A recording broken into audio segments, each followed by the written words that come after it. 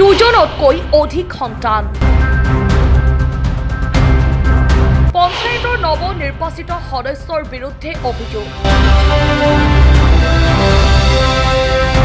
বঙাইগাঁও জিলাৰ শ্ৰীজনগ্ৰাম বিধানসভা সমষ্টিৰ অন্তৰ্গত পাঁচবাৰী চালাবিলা পঞ্চায়তৰ ৫ নম্বৰ ৱাৰ্ডৰ নৱনিৰ্বাচিত সদস্য ৰফিকুল ইছলামৰ বিৰুদ্ধে নিৰ্বাচনী বিধি উলংঘা কৰাৰ অভিযোগ উত্থাপন হৈছে।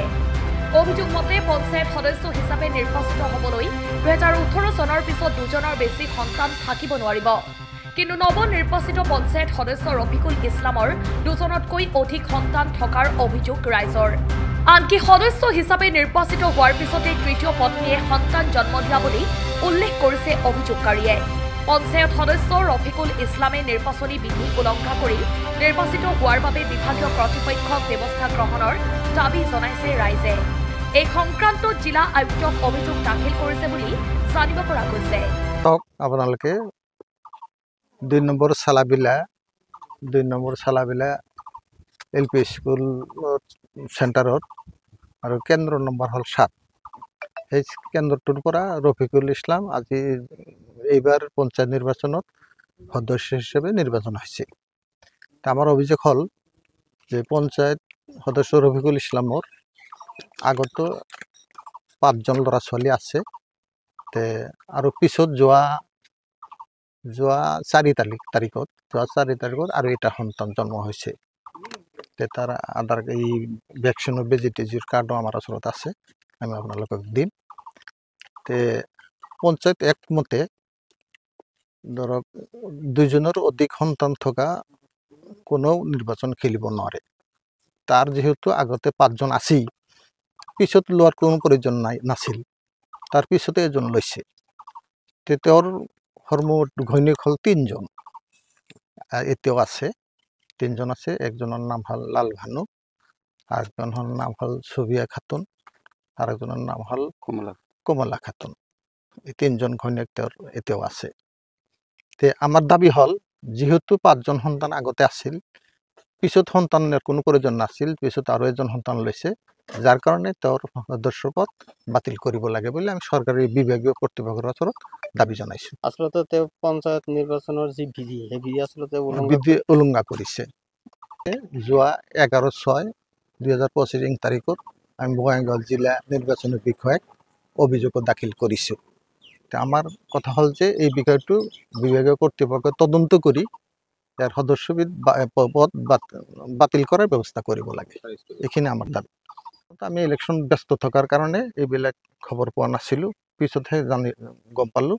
আৰু ইলেকশ্যনৰ আগত তেওঁৰ আৰু এটা সন্তান জন্ম হোৱা নাছিল, ইলেকশ্যনৰ পিছত জন্ম হৈছে। চাওক, বৰ্তমান যিখন চৰকাৰ, এই চৰকাৰে আমাৰ দেশৰ সৰ্বস্তৰৰ সকলো উন্নতি আৰু নিকা ভাৱমূৰ্তিৰ এটা চৰকাৰ নাইবা পঞ্চায়ত গঠন কৰাৰ কাৰণে আহ্বান জনাইছে। ৰাইজে আমি সেই ক্ষেত্ৰত মানে সজাগ আৰু সচেতন হ'ব লাগে। চৰকাৰে সেইটো লৈছে যে পঞ্চায়তটো মানে ধুনীয়াকৈ ভাল নিকা এটা পঞ্চায়ত গঠন হ'ব লাগে। তাৰ মাজতে এই ৰফিকুল ইছলাম আমাৰ চালাবিলা বাঁছবাৰীৰ তেওঁৰ ৫ নম্বৰ ৱাৰ্ডৰ সদস্য, তেওঁ নিজে জানে যে মোৰ ৫জন সন্তান আগতে আছে, এতিয়া আৰু এজন সন্তান তেওঁৰ তৃতীয় ঘৈণীয়েকৰ গৰ্ভত আছিল, সেইটো মানে এতিয়া হৈছে, এইটো তেওঁ নিজে জানে। এতিয়া আমি খবৰ লৈ চালোঁ, সেই তেওঁৰ ঘৈণীয়েক আৰু সেই সন্তানটো আমি বিচাৰি পোৱা নাই, মানে ক'ত নিৰুদ্দেশ কৰি ৰাখিছে, লুকাই ৰাখিছে। ৰাইজে গম পাবৰ কাৰণে তেওঁ মৃত্যু বুলি কৈ আছে, কিন্তু জিন্দা আছে। এতিয়ালৈকে তেওঁ মানে তেওঁৰ ল'ৰা, তেওঁৰ সেই সন্তানটো, তেওঁৰ ঘৈণীয়েক আছে, কিন্তু লুকাই ৰাখিছে যাতে ৰাইজে ধৰিব নোৱাৰে। কিন্তু আমি জানামতে তেওঁৰ ৬জন সন্তান, এই ৬জন সন্তান পঞ্চায়ত যিটো বিধি নিয়ম সেইটো উলংঘা হৈছে।